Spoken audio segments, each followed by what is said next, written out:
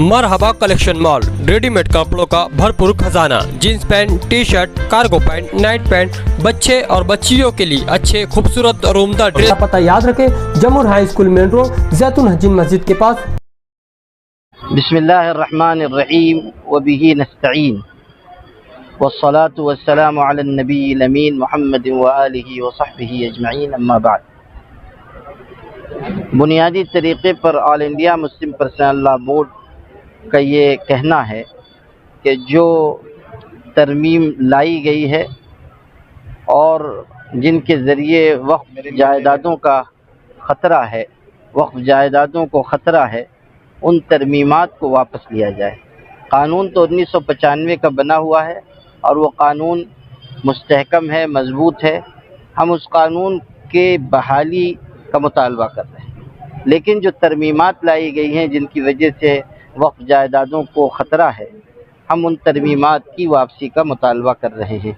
और ये हमारा कानूनी और जमहूरी हक़ है कि अगर कोई चीज़ हम नुकसानदेह समझ रहे हैं तो हम उसके बारे में अपनी राय मजबूती के साथ रखें। तो हम ये मुतालबा करते हैं कि जो तरमीमात नई लाई गई हैं उनको हुकूमत वापस ले, इसलिए कि उसकी वजह से बहुत सारी दुश्वारियाँ पैदा होंगी।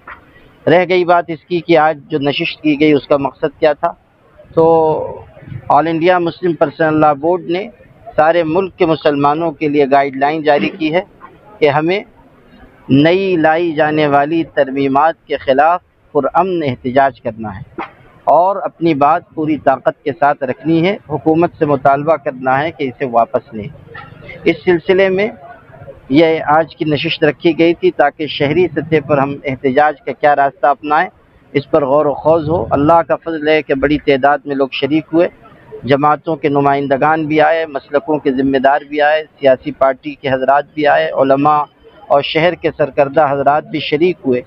ये खुशाइन बात है कि तहफ़्फ़ुज़ औक़ाफ़ के लिए, तहफ़्फ़ुज़ शरीयत के लिए ये शहर बेदार है और माज़ी में भी हमेशा इस शहर ने अपनी ज़िंदगी और बेदारी का सबूत दिया है।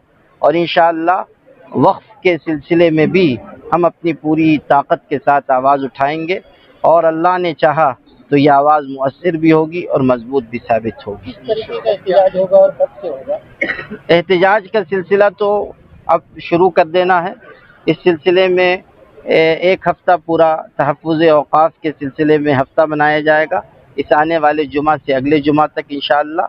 और तहफ़्फ़ुज़ औक़ाफ़ कारवां बोर्ड की तरफ से निकाला जाएगा और जैसी जिस इलाके की नौइयत है उसके एतबार से एहतजाज होगा। जलसे भी होंगे, जहाँ धरने का मौका होगा धरना दिया जाएगा। इसी तरह जहाँ रियासतों में हालात इसके लिए साजगार होंगे वहाँ रियासती सतह पर भी धरना देकर अलामती गिरफ्तारी भी पेश की जाएगी और उसके लिए जो जो तदबीरें हो सकती हैं वो इख्तियार की जाएंगी इंशाअल्लाह। शहरी सतह पर यह है कि आज बहुत सारी तजवीज़ें आई हैं, उन तजावीज़ पर गौर व खौज़ के लिए कमेटी बनाई जा रही है। वो कमेटी उन तजावीज़ पर गौर करके एक लाहे अमल बनाएगी कि शहर में हमें क्या क्या करना है। मैं गुजारिश करता हूँ शहरियान से कि आप जैसे ही जिस तहरीक का ऐलान हो उसमें शरीक रहें, मजबूती के साथ आगे बढ़ें। इंशाअल्लाह बत्ती गुल तहरीक भी होगी। ये 30 अप्रैल को रात 9 बजे इसका ऐलान किया गया है, तो इंशाअल्लाह उसका भी बाज़ाब्ता ऐलान आएगा। जुमा की नमाज से पहले तकरीरें भी होंगी और कोशिश होगी कि हम पुरअमन रहते हुए जिस रास्ते से एहतजाज कर सकें एहतजाज अपना दर्ज कराएं। मस्जिदों के मामले में जितने भी मामलों में कोर्ट जाया गया है, अक्सर बेशतर उसमें मतलब मुसलमानों के खिलाफ ही फैसले आए हैं। इसके बावजूद भी कोर्ट का अदालतों का रास्ता बहरहाल हमें इस मुल्क में रहते हुए अपनाना होगा, लेकिन अदालतों के अलावा भी हमें रास्ते अपनाने पड़ेंगे, इसीलिए हम दोनों रास्ते पर चल रहे हैं। सरकार जनरल डायर वाला काम करती है तो क्या रास्ता इख्तियार किया जाए? कहने वाले शख्स ने कहा हमारी रियासती के, उन्होंने ये कहा कि अगर शाहीन बाग बनता है तो जलियान वाला बाग नहीं भूलना चाहिए। मैंने इसका जवाब दिया था और फिर मुझे दोहराने में हरज नहीं है कि अगर आप जनरल डायर बनना चाहते हैं बन जाइए, लेकिन ये न भूलिए कि अंग्रेज़ों का हश्र बहुत बुरा हुआ और ये भी न भूलिए कि मुसलमान वो कौम नहीं है जो आपकी धमकियों से डर जाए। धमकी उसे दीजिए जो डरना जानते हो। मुसलमान अपने आप को डर और खौफ से ऊपर उठाकर اللہ کی ذات پہ بھروسہ کر کے آگے بڑھتے ہیں. اس لیے آپ ہمیں نہ ڈرائیے. آپ اگر ہمیں ڈرائیں گے، جنرل ڈائر بنیں گے، تو یہ یاد رکھیے کہ آپ کی گولیاں کم پڑیں گی، ہمارے سینے کم نہیں پڑیں گے. ہم قربانی دیں گے انشاءاللہ اور اپنے منزل مقصود تک پہنچیں گے.